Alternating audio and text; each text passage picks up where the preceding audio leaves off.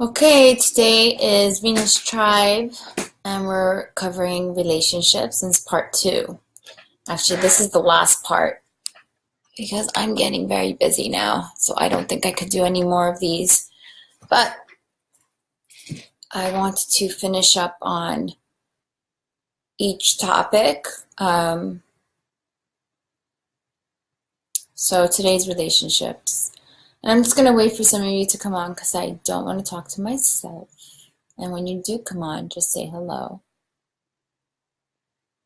And I'll have my tea.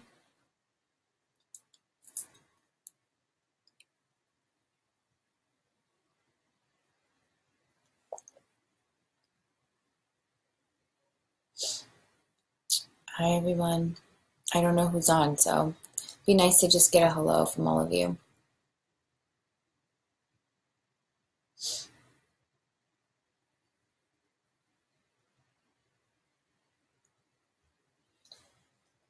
Let's see. Look at my notes. Hello. Carolina, Lori, Toby, hello. So this is a big one, huh? Relationships. Yeah.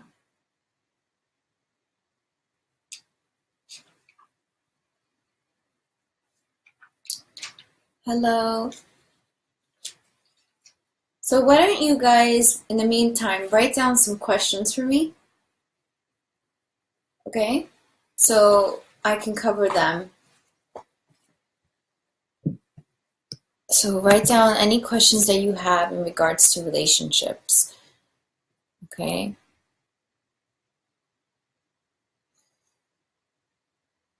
Now, not saying that I'm a relationship expert and my track record doesn't show it for sure. However, when I do this work, it comes from my higher self and I tune into source. So the information that comes through is the highest. And, I'm just going to get a little personal now because this is one of the most important dealings that we have to do, like that we have to deal with in our life in regards to karma, because there's a few things in life in karma that are very significant, and it's a specific timeline that touches upon, and it's dealing with people. Okay, so people are very significant to our soul lessons and our soul expansion. So relationships is everything. So for example, in your karmic record, when I look at Akashic records, the first thing I see is when they were born. So who are you connected to? Parents, mom. Okay, so that's the first relationship. Hello, Melody. What a beautiful welcome. So the first relationship is your parents, and then the next karmic tie to relationships would be marriage. I know it jumps so far ahead, but it's true. It's marriage. So whoever you marry. Now, that doesn't include a boyfriend or a girlfriend or someone that you lived with for a long time. No, I'm talking about marriage. There's a big difference, and I'll tell you why. Because when you get married, there is a soul exchange of tying in this karmic energies as well as releasing them. There is an understanding on a deeper spiritual level that you are there together in this journey on a soul level. So it goes beyond the mind. It's really on it's everything on a soul level. So actually the ritual of a wedding to some people is very empty, and it's true. It could be empty. However, it doesn't matter. If you vow to someone or to God, that in itself makes it spiritual. So it doesn't have to be this big giant wedding, but just as long as you have a vow involved, that in itself is marriage. And that in itself is a spiritual marriage. The next step, hello, Minaku and Tomiko, Tomek, hello. So the next step for marriage would be the sacred union. So now you've vowed, right? This is the vow through your consciousness, through your mind. Sacred union is a whole nother level. So when you and your partner merge, your souls actually merge in a sacred union. And some call this hieros gamos. And it's beyond sex. Actually, it has nothing to do with sex. Most people think that sacred sex is penetration. I know this sounds disgusting to some of you, but I'm just going to be very blunt. But it's not. It has nothing to do with that. It's pure soul alchemy, merging of the two souls. How do I know this? Because I experienced it myself. So, and I've only experienced it once. And it's beyond what the mind can comprehend. And what happens is it does something to your soul where you can feel your higher self merging with other. And what it reveals to you is only for you, and of course for the other. And it's for both of you. You both become one. You become so intertwined that you don't know the difference between him and you, or she and you. And I know some of you experienced this. You say you experienced this with, soul family or whatever. It's a whole nother level. It's a whole nother level. And if you want to look into it, just Google hieros gamos. It is the most sacred union you can have with another soul. And that is a sacred relationship. So the next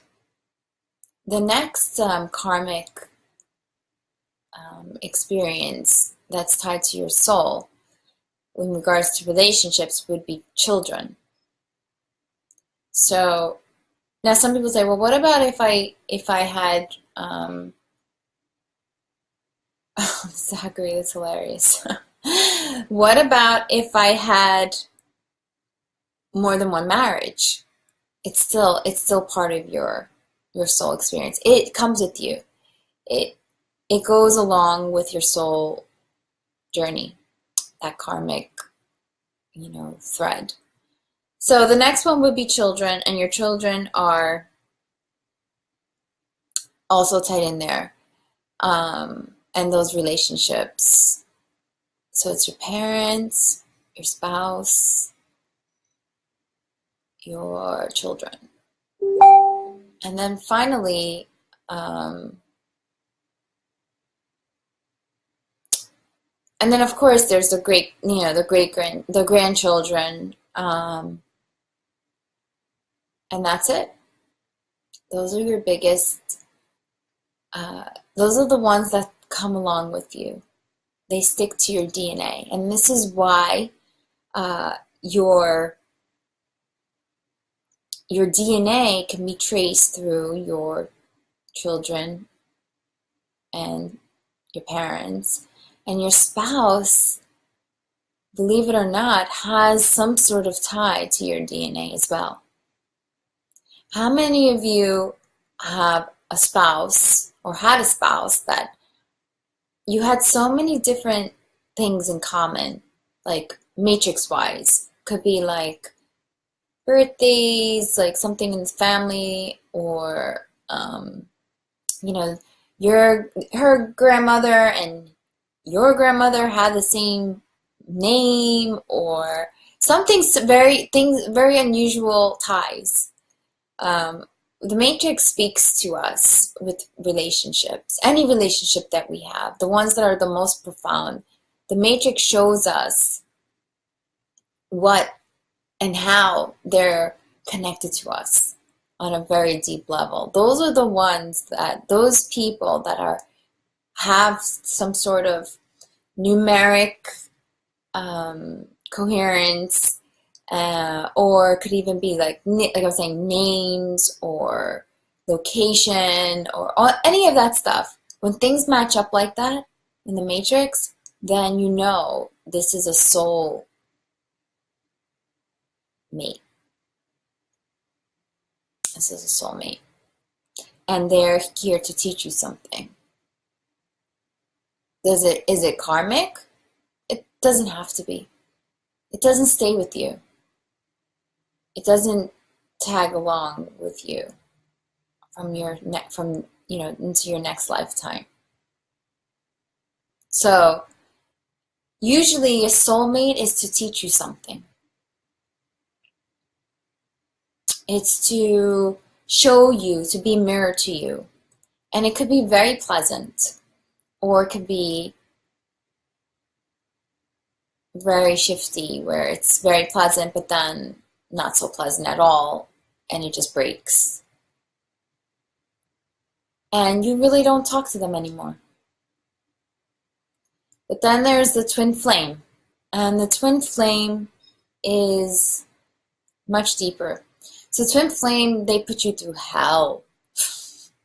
Literally, hell. It's hardly pleasant, because they are mirroring you so that you can get to the point where you are harmonious. So you will engage with them to heal, to release those karmic ties. Twin flames have usually are your spouse in every lifetime. Yeah. So, or not every lifetime, or it could just be that they are very significant in your lifetime. So it could be like even a parent or a child. So, for example, like my ex was the father of my nephew, and I need to say, how do we know that? I just know these things, and it shows. My nephew is actually very attached to my ex, and you could think, well, how is that? So your DNA, right now we can get our DNA going back to 700 years, which is kind of cool, because that's basically your past lives. So anything in your DNA, any strand that comes from a certain place. So like say 700 years ago, I was in, it shows that I was in like the Middle East, like around Iran and Israel. I was in that time. I was in that place during that time, and that's my past life. I was there. I was also in Egypt, but I'm sure I was there even 2,000 years ago and 30,000 years ago, and who knows where else I traveled, because many of us traveled in different places. It's just now the DNA is morphed into what it is now because of because of what our ancestors mated with. But it's actually you.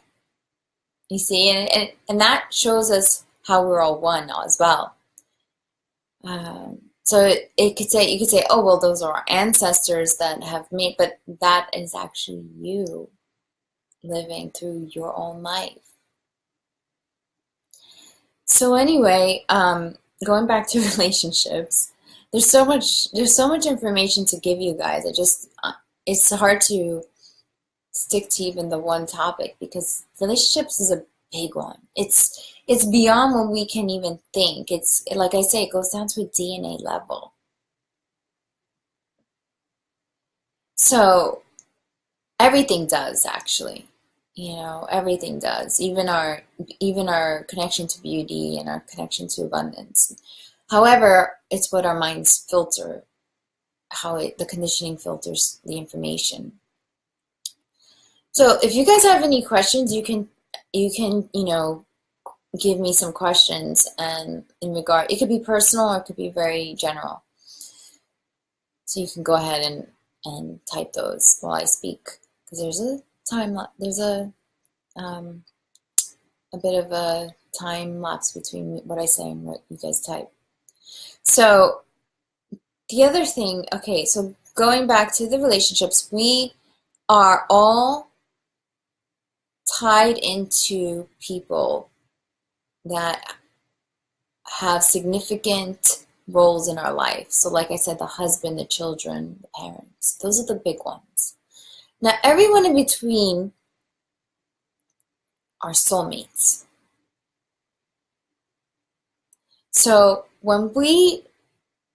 and the reason why they're soulmates is because they're there to teach you something. Again, it could be very harmonious, or it could be very turbulent. And how many of you have that right now? Like you're dealing with soulmates. Say me. And see, the reason why we have these soulmates is so that we can learn. Sometimes we don't get the message. So this is what self-realization is, right? We can sit in a cave and we can self-realize ourselves, or we deal with the world and deal with people, and relationships show us that. So it's basically the outward world showing you what you need to transcend inside. Okay? So we can sit and meditate and do that too.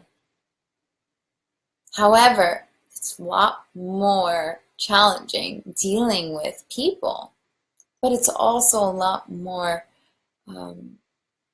rewarding and heart-opening dealing with people as well. It could be more painful. So whatever's happening inside is happening outside. So whatever's happening outside is happening inside. So if you have a bad relationship with your parents, okay, let's say you just always fight, it's turbulent, okay, you are going through that inside yourself. There's something inside of you that is fighting you, okay? So when you are dealing with issues in a relationship,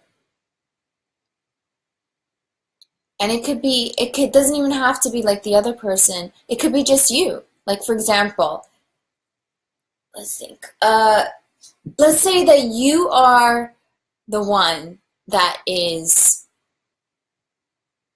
chasing someone, okay? Let's say you have an eye on someone and you want to be with that someone, and you feel like the other person wants sometimes, but not all the time, okay? There is something inside of you that, first of all, knows something. It knows that you want to be with that person. But then you have to look at why. why you want to be with that person. We never really question ourselves as to what we feel, because then that means you're going into your programming and your conditioning. Is it coming from your mind, or is it coming from your heart? And I say the heart, but the heart is really connected to your soul, because actually that's where the soul resides. It's in your heart. It's a flame right here in your heart. So that's why we always say, follow your heart. Okay? So when we look at things, when we look at relationships, we say, okay, I like this relationship because of what? And then you write down the things because of why you like the relationship. It could be very logical. Or you could say, I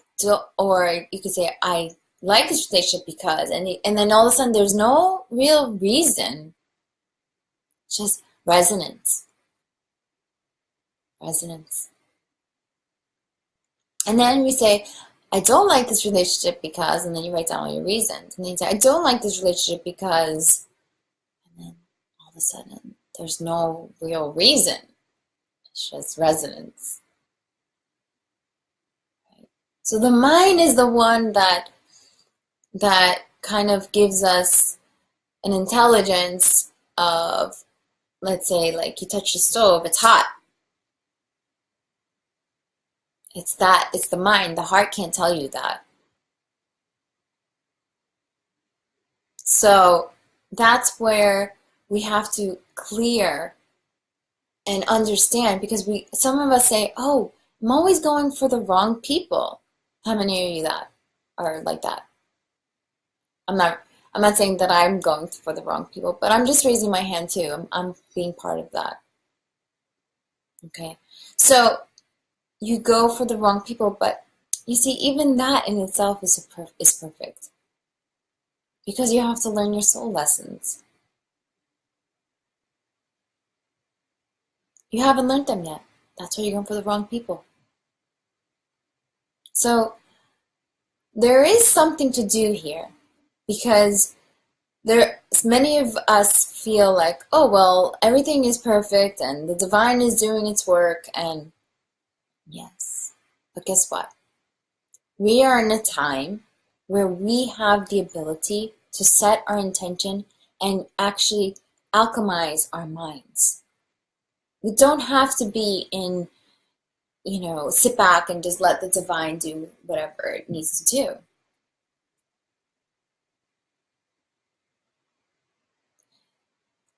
There was a time for that.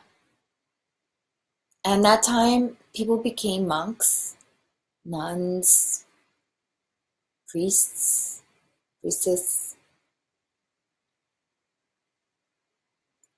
And now it's a different time. Now we're co-creating with the divine. We're mini gods. Why are we calling so many people goddesses and gods now? Why? If you're going to give them that name, that title, then you have to act like one.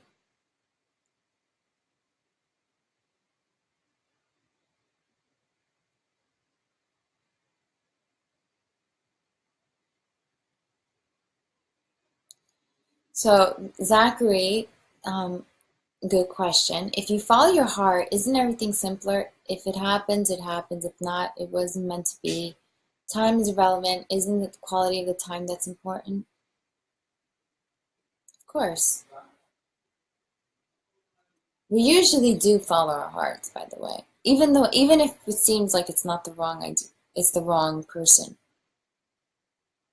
It usually comes from the heart, no matter what. Maybe it's not, okay, I'm following my heart because I'm in love with this person. Or it could just be, I'm following my heart because I love myself. And I know I need this person. Do you see? It's always following the heart, no matter what. Because the soul is giving you that lesson. And again, the heart is the soul. Your heart has intelligence also. but it's up to us to activate that intelligence. So yes, the answer is yes, Zachary. Everything that we do is actually following our heart. Because we need to learn and go through that lesson. You know, I have a handful of boyfriends, and of course I had a child with someone, and you know, the thing is that when you follow your heart and you experience that, even though you go through so much pain, it's still part of that process. No matter what you do, you can't go wrong. However,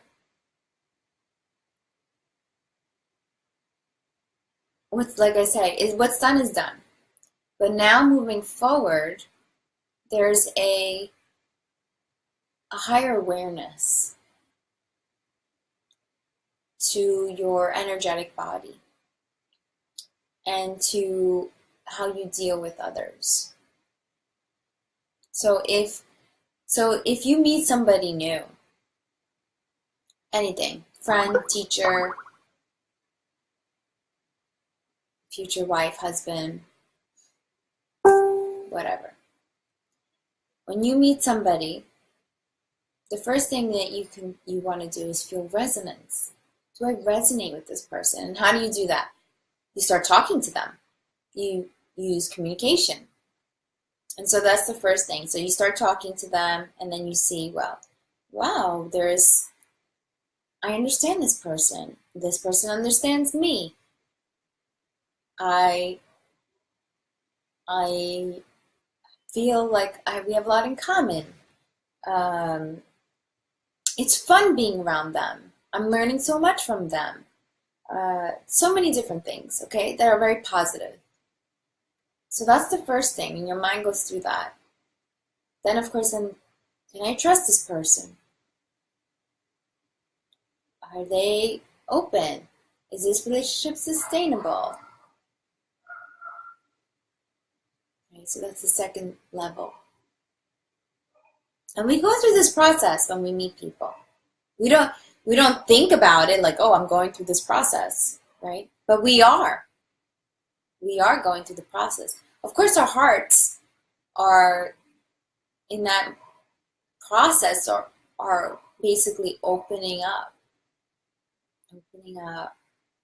feeling through their resonance. You know, I tell so many people like immediately that I love them. And some people are like, "What? This girl's crazy. She doesn't even know me." But it doesn't matter to me. My heart loves you no matter what. No matter what. It doesn't matter what you do or say. I love you. But then the mind has to catch up too. And then that's the part that does this processing.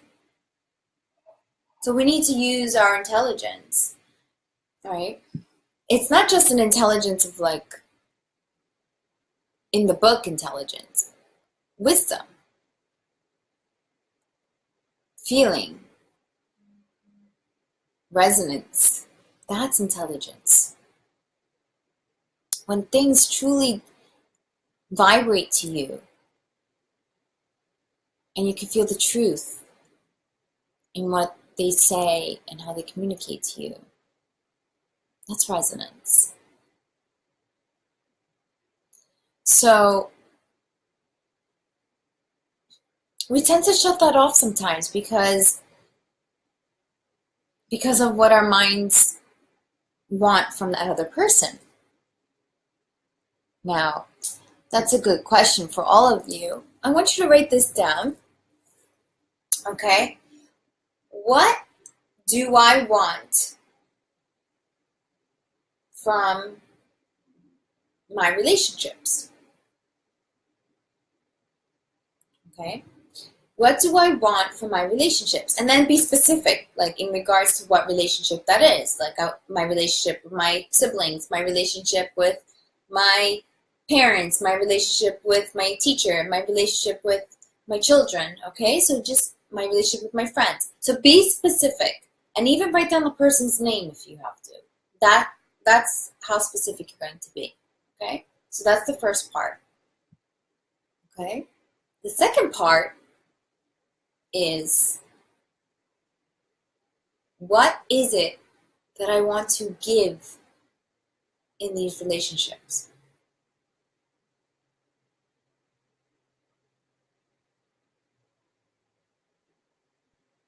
That's a big one. Because normally when we think about relationships, we usually just think about what the person can give us. But what is it that you want to give and share with these people?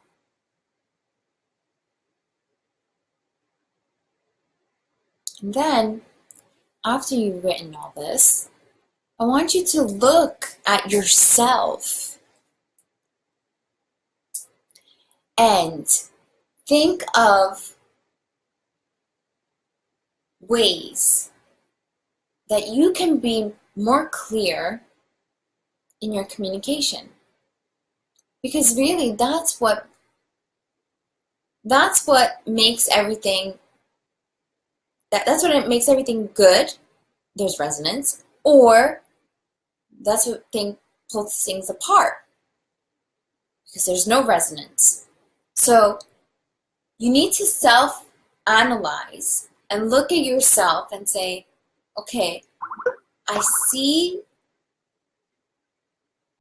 how I communicate things and where I'm lacking in being truthful or upfront or not being honest in regards to what I truly desire in this relationship. And then, so that's the third part. Okay, write these down, because this is the last relationship video actually. So this is going to take you to the next level in your relationship, is going through this process. And then finally, you're going to write down, how can I change these patterns that block me from having a good relationship with whoever that may be. Okay? So it's really important that we self-analyze, and we also analyze the relationship itself. Because even though, let's say, for example, you want to be in a relationship, a romantic relationship,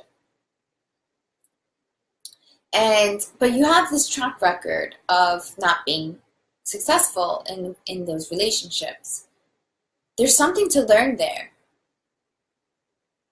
So write down those things of what you learned from those relationships. And write down the things that you haven't learned from the relationships, because you see that there's a pattern. Also notice the pattern in your relationships. And what is the common denominator? You.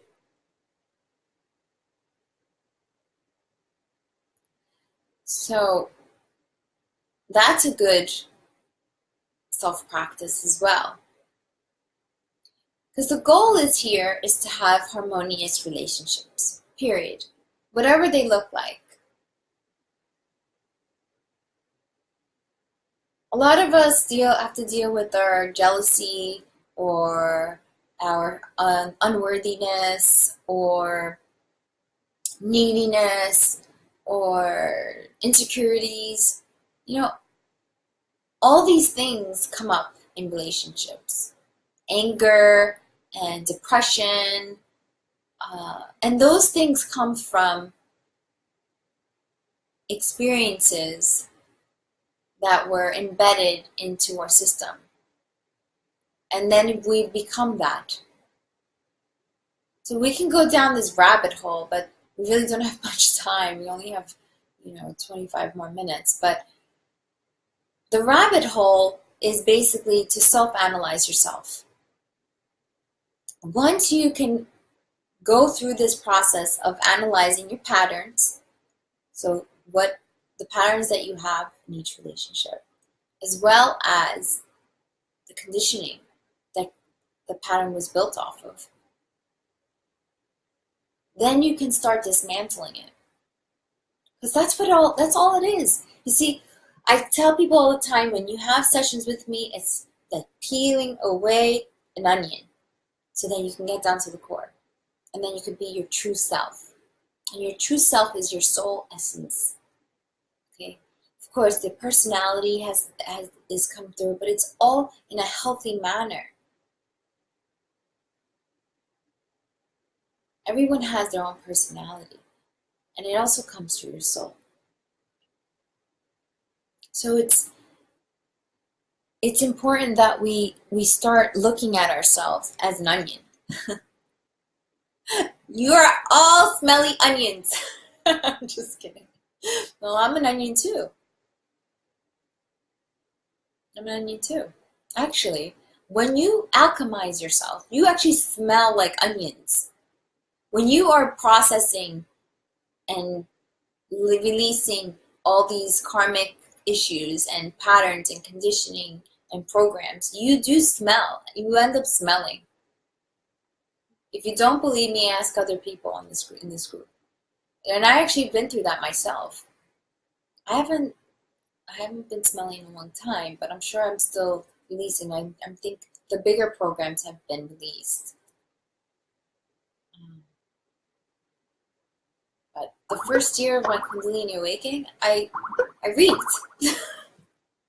So think of yourselves as onions. You are all beautiful, lovely onions.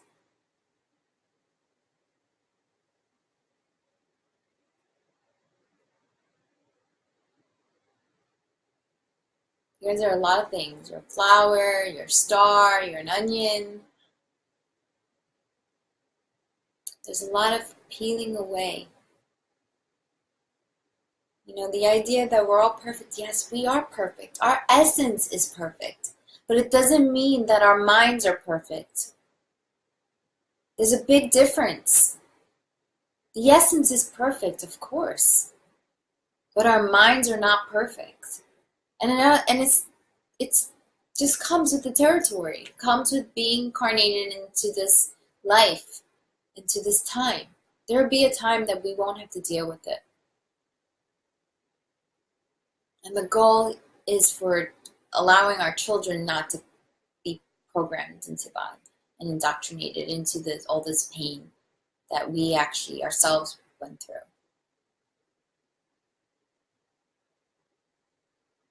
That's why we need to protect our children and need to have conscious parents so that they can be the new humanity to set forth that pattern of being clear and operating from the soul essence.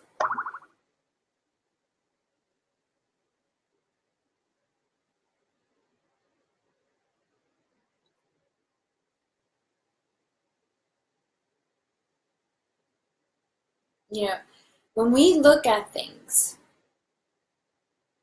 from the higher dimension and you look down, you say, well, everything is perfect.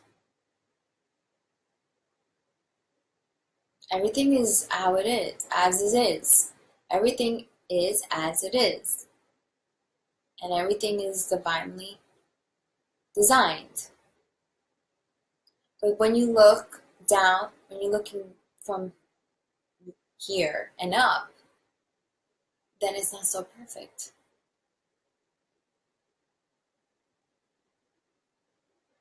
Then you say, I need to reach a certain divinity. I need to climb that into that divinity. I need to elevate. I need to ascend. You see?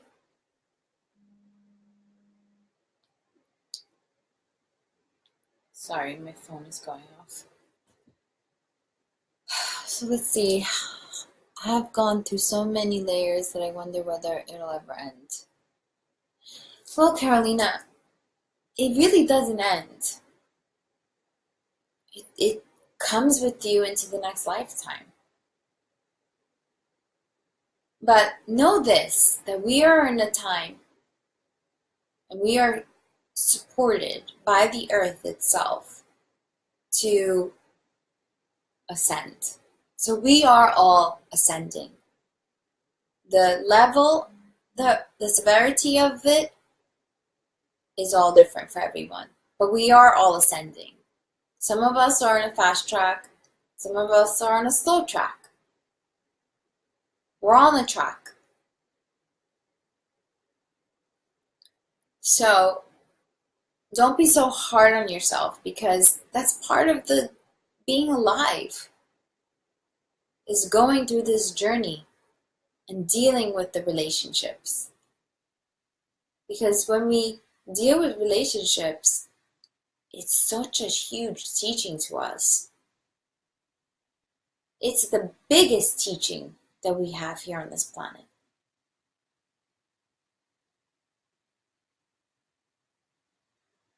And so we need to be grateful for all these teachings, all these soul lessons. When you look at it that way, it all becomes so divine, and you can just be in a state of gratitude. Even though, yes, Carol, even though some of it's been very painful, like, to the point where you're like, why, God? Why?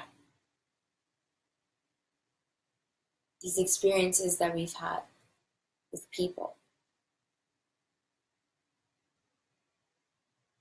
We always have to look at it from a high perspective and say, well,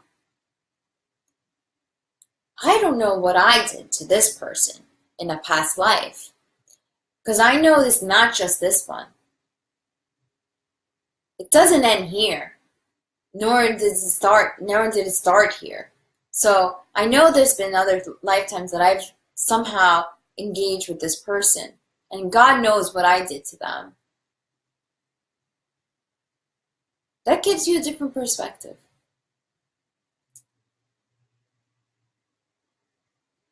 That allows you to have some sort of understanding, higher understanding of why that needs to happen. Now, that doesn't mean you need to be best friends with that person because they've hurt you so much. No. Nor does it mean that you have to have them in your life. It just means that they came in at the right time to give you what you need.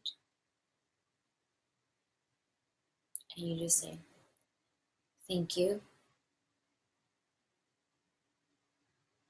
and goodbye. But you also need to learn that lesson.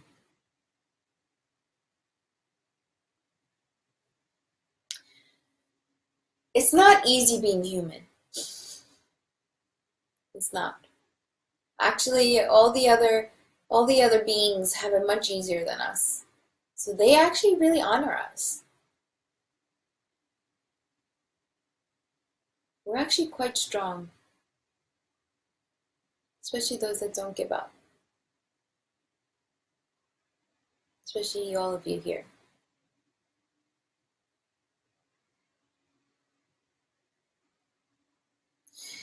And what you've been through is a tell sign of that you can handle it.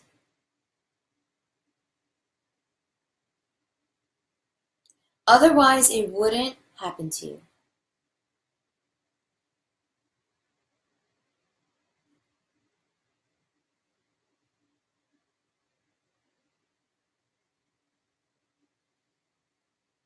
So Andres, yes, for me it's all about the fire in my heart. Okay, heart's on fire, and that's an indication of you wanting to be around me. Good. That's a good indicator. It doesn't mean that this fire in your heart doesn't mean that you have to be with them. You can get the fire in your heart from anyone. I have fire in my heart when I see my daughter or any child really. I love children so much. The fire in my heart burns, and that fire in your heart is just an indicator of true resonance and love.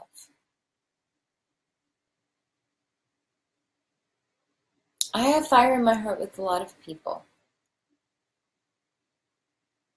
but it doesn't mean that I actually even have a relationship with them. The fire in your heart is just an indicator of saying you resonate with these people.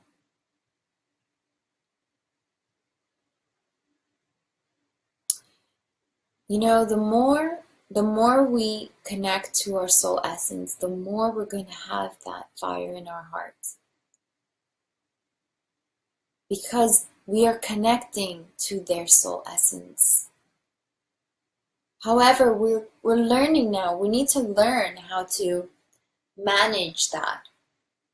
It doesn't mean that we have to make love to all of them. Or even be friends with all of them.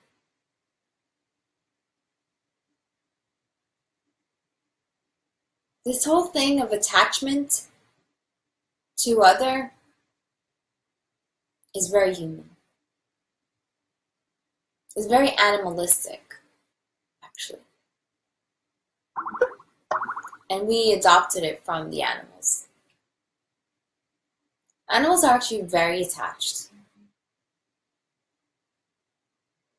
And it has a lot to do with, well, they're usually attached to their family, their mate, and their family. And usually that's how we operate as humans. However, it goes to another level with us. We've become emotional messes where we just attach to everything. We attach to, boyfriends and girlfriends. We attach to our friends. We attach to, our coworkers. We're attached to everyone.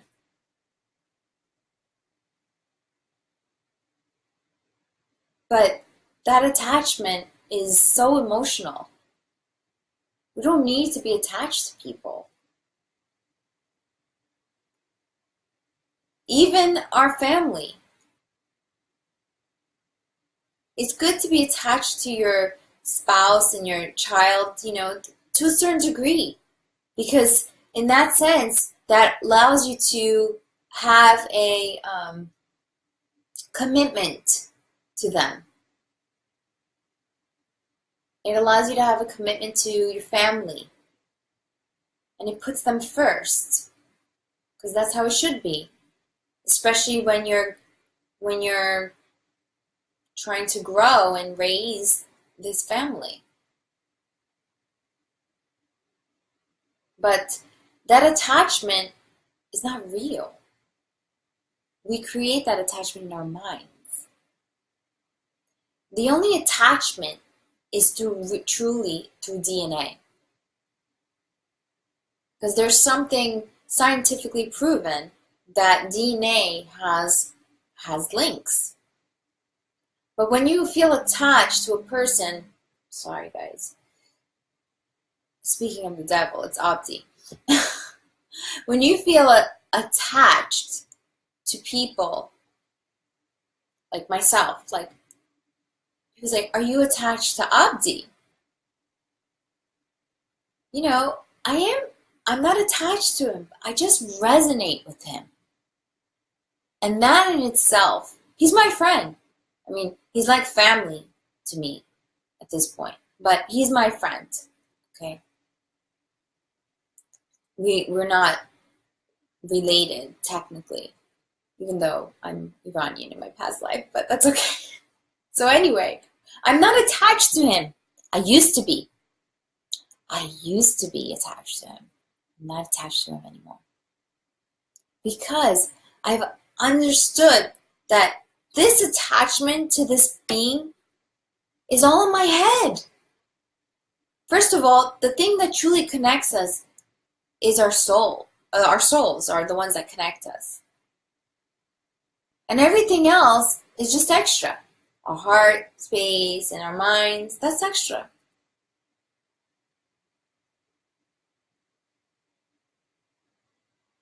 So we need to start letting go of this attachment.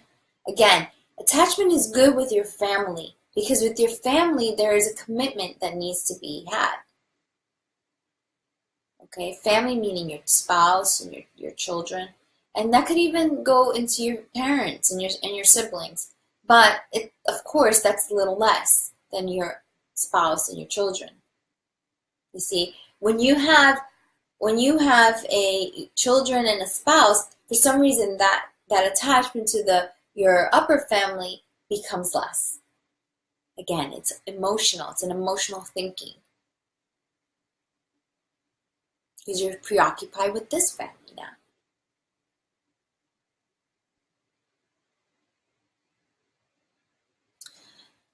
Melody, I feel as though my thoughts, feelings, and connections to others actually provides a map or direction for the flow of my life. I think connection rather than attachment. See, but connection is very different than what you're saying. Connection is beyond thoughts. Connection is truly beyond feelings. Connection is resonance. It's just being and having a flow between you and that person. That's resonance. Feelings, of course, feelings, it depends how you are expressing feelings. Feelings could be a feeling that you feel inside. That could be the feeling of resonance. But emotional feelings are coming through your mind. What is emotion? Energy in motion.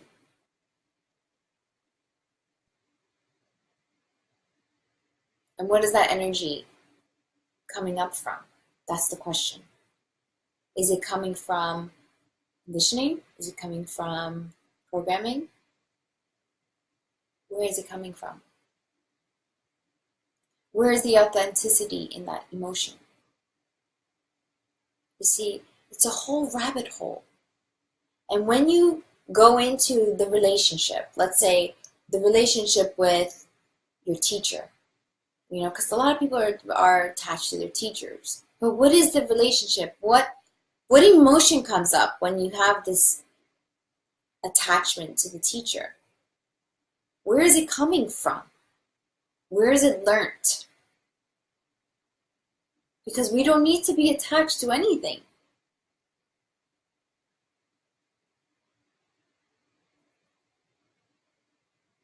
We all need to be free. And that makes things less sticky. And it's just two butterflies floating together. It's no attachment. It's just floating together. If you come together, you're together. But if you're not, it's okay. It's no attachment.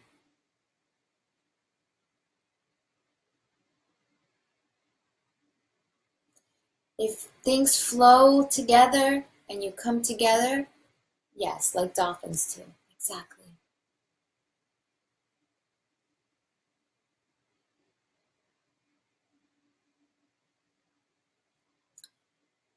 So you said, Melody, aren't feelings a barometer for resonance and soul?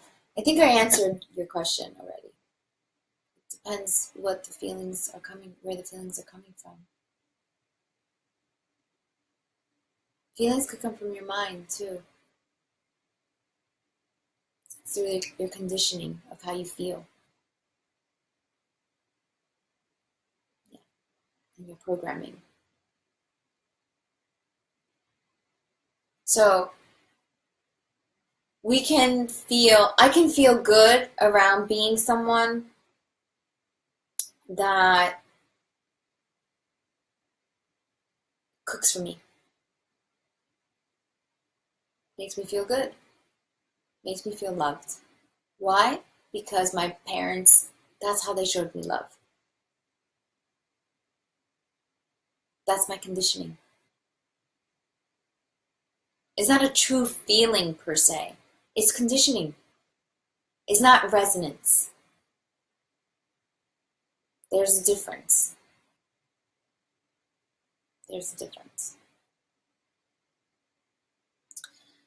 So, I feel the loss of a child has been the ultimate practice of unattachment. Oh, Ari. Yes.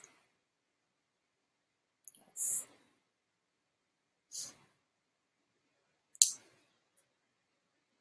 I honor that in you.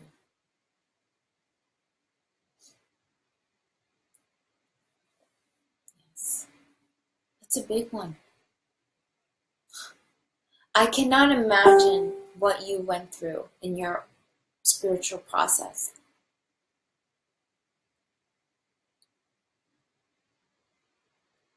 There's so much, I see, I can tune into this. I can feel some pain in your heart from it, of course. But your mind has, in your higher states of awareness, have developed so much that you can feel something deeper inside of you, beyond your conditioning and your programming. Some people might even think that you're strange for being so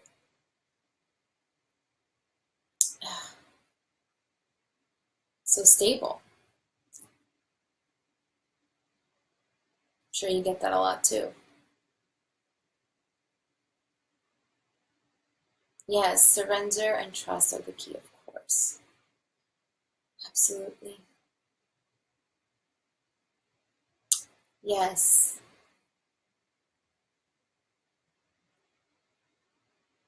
And there's surrender and trust to yourself, not just the divine, but to yourself as well.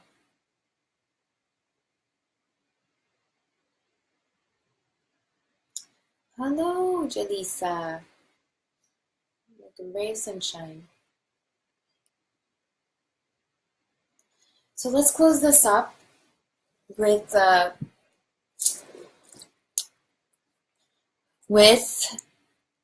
I'm going to post the next Venus tribe, and it'll be on this wall, and it will be in regards to beauty, and you can tell your friends if they missed it. So just stay tuned on the Venus Tribe group, and it might be this weekend. I'm not sure. I have to see what opening I have. But I thank you so much for joining me today. Thank you for trusting me. And I love you all. I'll see you all soon. If you're coming to Abdi's session this week, that'd be great. I'd love to see you guys. Have a good day.